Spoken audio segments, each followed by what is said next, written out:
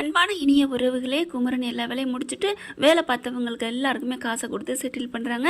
அடுத்து அவங்க ஆர்டர் கொடுத்தாங்க இல்லையா, அவர் வந்து வாங்குறாரு. நல்ல மனுஷங்க, உலகத்தில் இந்த மாதிரி 4 பேர் இருந்தால் எல்லாருமே நல்லா வரலாம் அப்படின்னு தாங்க தோணுது.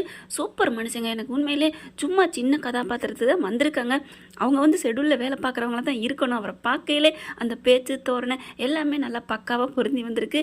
நான் கணிச்சிருந்தேன், நீங்கள் கணிச்சிங்கன்னா கமெண்ட்ஸில் சொல்லிடுங்க. அவர் வந்து மலேசியாவில் ஒரு ஆர்டர் இருக்குப்பா, நீ அதுக்கு போறியா அப்படிங்கிறாங்க. குமரன் யோசிச்சுட்டு சரிங்க நான் சொல்கிறேன் அப்படிங்கிறாங்க. கண்டிப்பாக நான் போகிறேன், ஆனால் அங்கே போய் தான் நீ தைக்கணும் அப்படிங்கிறாங்க. ஏன்னா அவர் நம்ம தலைவர் குமரன் தான் போகிறாங்க இல்லையா பிக் பாஸுக்கு, அதனால் அப்படி சொல்லிடுறாங்க. ஆனால் அவர் இன்னொரு வார்த்தை சொல்கிறாருங்க, இப்படியே ஓயாமல் உழைக்கிறியப்பா, இதெல்லாம் தப்புப்பா, சுவர் இருந்தால் தான் சித்திரை வரைய முடியும். செம்ம வார்த்தைங்க. எங்கள் அம்மா இதை அடிக்கடி தான் சொல்லுவாங்க. எல்லாருக்குமே தாங்க நம்ம உடம்பை பார்த்துக்கணும்ல, அதுக்காண்டி உடம்பை பார்த்துக்கணும்னு சொல்லிட்டு சும்மாவே தூங்கியிருந்தாலும் அதுவுமே சரியில்லாமல் தான் போகும். எதையுமே எல்லாமே அளவோட தாங்க இருக்கணும். அது மாதிரி அவங்க வந்து சொல்லிட்டு போயிடறாங்களா. அதுக்கப்புறம் குமரன் எல்லா வேலையும் முடிச்சுட்டு அப்படியே தரையிலே தூங்கி போகிறாங்க. ஆனால் சூப்பர் சீனுங்க. கங்கா புருஷனை பார்க்கணும் வர்றாங்க, காவேரி கூட்டிகிட்டு போக சொல்கிறாங்க. ஆனால் 2 பேருமே மாசமாக இருக்காங்க இல்லையா, அதனால் நம்ம தலைவரும் சேர்ந்து வர்றாங்க. 3 பேர் ஆட்டோவில் வந்து இறங்குறாங்க. பார்த்தா அவர் காரில் வந்த விதம் என்ன சர்ரு புர்ருன்னு. இப்போ ஆட்டோவில், அதாவது நடுத்தர வர்க்கத்து வாழ்க்கை வாழணும்னு தானே வந்திருக்காங்க நம்ம தலைவர் விஜய். அதனால தாங்க இப்போ ஆட்டோவில் வந்து இறங்குறாங்க. வந்து 3 பேர் வர்றாங்க. அவர் நல்லா தூங்கிட்டு இருக்காரு. அப்போ தான் எல்லாத்தையும் புட்டு வைக்கிறாரு விஜய்.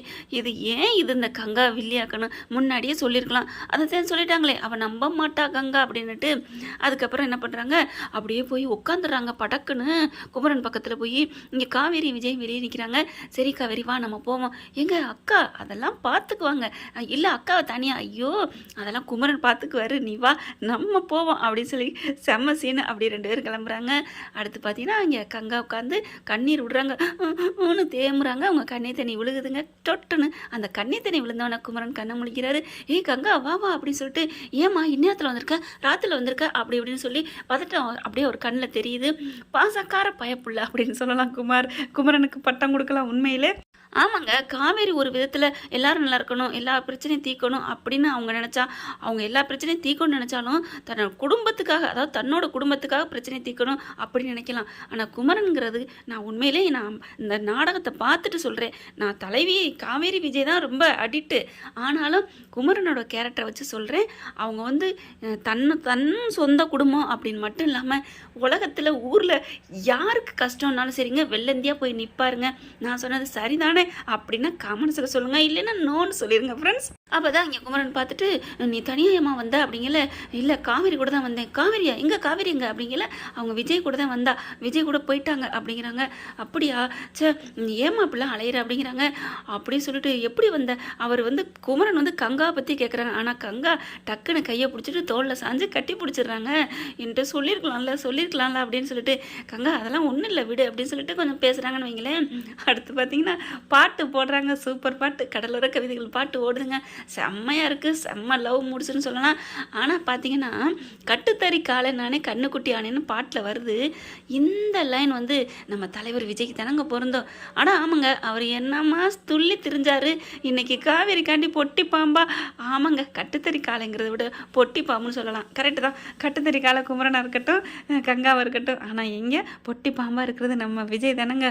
பார்த்தீங்களா எப்படி அடங்கி உடங்கி அப்படியே பொட்டிக்கில் கிடக்கும்ல, அது மாதிரி தானே இப்போ காவேரி கூட போயிட்டுருக்காங்க. அடுத்து வர்ற சீனுங்க செம்ம சீனுங்க. நம்ம வீக்கா ஃபேன்ஸை மகிழ்விக்கிறக்காண்டியே டைரக்டர் வச்சுருக்கான்னு சொல்லலாம். 2 பேரும் அழகாக வாக்கிங் போயிட்டுருக்காங்க. கார்லேயோ பைக்லேயோ இல்லை வேறு எதில் வேணாலும் போகிற சந்தோஷம் இருக்கோ இல்லையோ, ஆனால் அந்த வாக்கிங்கில் அதுவும் ருசிச்சு இன்னொரு கடலையை வாங்கி வாய்க்கில் போட்டுக்கிட்டே போயிருந்தால் சூப்பராக தான் இருந்திருக்கும். 2 பேரும் அழகாக பேசிகிட்டே போகிறாங்க, குமரனை பற்றியும் கங்கா பற்றியும். அடுத்து பேசிட்டுக்கிலே காவேரி வந்து தன்னை பற்றி பேசிகிட்டு வர்றாங்க. எனக்கு எதாக இருந்தாலும் எங்கள் அக்கா தங்கச்சி அவங்களுக்கு தான் எதாக இருந்தாலும் நான் பண்ணுவேங்க. நான் ஒரு பழம் கிடைச்சாலும் கூட அக்கா கிட்ட தான் கொடுப்பேன், தங்கச்சிட்டு தான் கொடுப்பேன். சில நேரம் அவங்க சாப்பிட்டு கொடுத்தாலும் கொடுப்பாங்க, இல்லைன்னா கிடைக்காம போயிடும் அப்படின்னு காவேரி சொல்கிறாங்க. ஆனால் காவேரி சொன்ன மாதிரி விஜயை வந்து யார்ட்டையும் கொடுக்கல, அப்படியே கொடுத்தாலும் விட மாட்டாங்க, பிடிச்சிக்கிடுவாங்க. அது வரைக்கும் சந்தோஷம்தான். ஏன்னா நிறைய படத்தில் பார்த்துருக்கோம்ல, அக்காக்காவோ தங்கச்சிக்காவோ எது கிடைச்சாலும் விட்டு கொடுப்பாங்க. அதுக்கப்புறம் மாப்பிள்ளையோ பொண்ணோ, மாப்பிள்ளை கிடச்சிச்சுன்னு வைங்களேன், அதையும் அக்காவுக்காவும் நான் விட்டு கொடுத்துருக்கேன் சின்ன வயசுலேருந்து, அதனால என் மாப்பிள்ளையும் அவளே கட்டிக்கட்டும் அப்படின்லாம் நிறைய படத்தில் பார்த்துருக்கோம். நேற்று கூட கல்யாண வைபவம் பார்த்தோம், குஷ்பு படம் ராம்கி நடித்தது, அதில் அப்படி தான் விட்டு கொடுக்க பார்ப்பாங்க. இது ஏன் இந்த சீன் வருதுன்னா, காவேரி சொல்கிறாங்க, உங்கள அப்படியே ஒரு பாசத்தை பொழியிறாங்கல்ல, என் மேலே இவ்வளோ பாசத்தை வச்சுக்கிட்டு ஏன்டி இப்படி விட்டு வரமாட்டேன்ட்ட என்னை விட்டுட்டு அப்படிங்கிறாங்களே, அதுக்காக தான் அந்த வார்த்தை வருது. அடுத்து பார்த்தா, நீ ரொம்ப பெரிய கிரேட்டுடி அப்படிங்கிறாங்க. அது அப்படியே பழைய போச்சு. எல்லாருக்கும் பிரச்சனை முன்னாடி இருந்தால் நான் பின்னாடி இருந்தால் அவங்களுக்கு பிரச்சனையை தீர்த்துப்பேன்.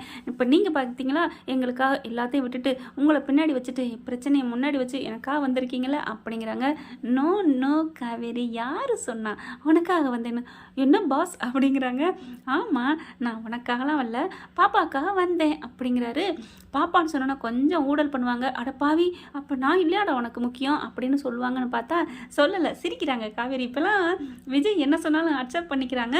நம்மளோட கற்பனை கதையிலே நான் அதானங்க சொல்கிறேன், விஜய்க்காக காவேரி எல்லாத்தையும் விட்டு கொடுப்பேன், இனிமேல் நான் அப்படித்தாண்டா அப்படி தானே சொல்லுவாங்க. அந்த மாதிரி தான் கொண்டு வந்திருக்கேன்.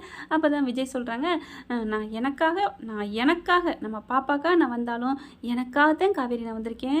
உன் கூட இருந்தால், நீ என் கூட இருந்தால் நான் ரொம்ப சந்தோஷமாக இருக்கேன். அந்த சந்தோஷம் வேணும்னா நான் உன் கூட தானே இருக்கணும், அதுக்காகத்தாண்டா உன் கூட வந்திருக்கேன் அப்படின்னு ஒரு போடுறாரு பாருங்க.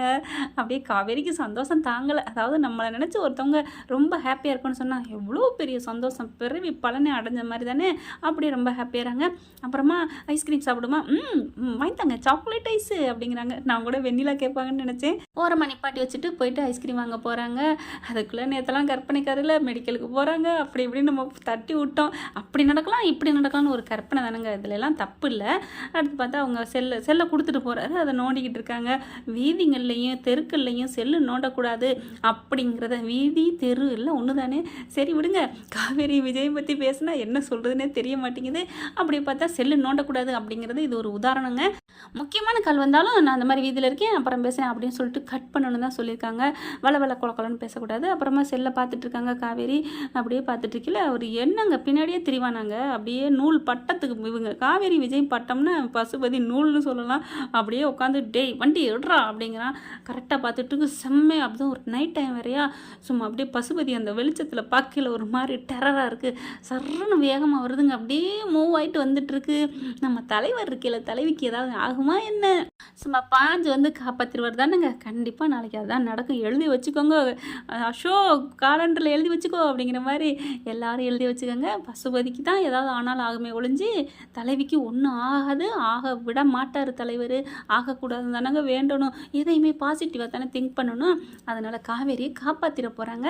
ஓகே ஃப்ரெண்ட்ஸ், பார்க்கலாம் என்ன நடக்க போகுது அப்படிங்கிறத பொறுத்திருந்து. இந்த பதிவு உங்களுக்கு பிடிச்சிருந்துச்சுன்னா உங்கள் பொண்ணான கையில் ஒரு லைக்கை போட்டு சப்ஸ்கிரைப் பண்ணி தொடர்ந்து நம்ம சேனலுக்கு ஆதரவு கொடுங்க ஃப்ரெண்ட்ஸ். Thank you friends.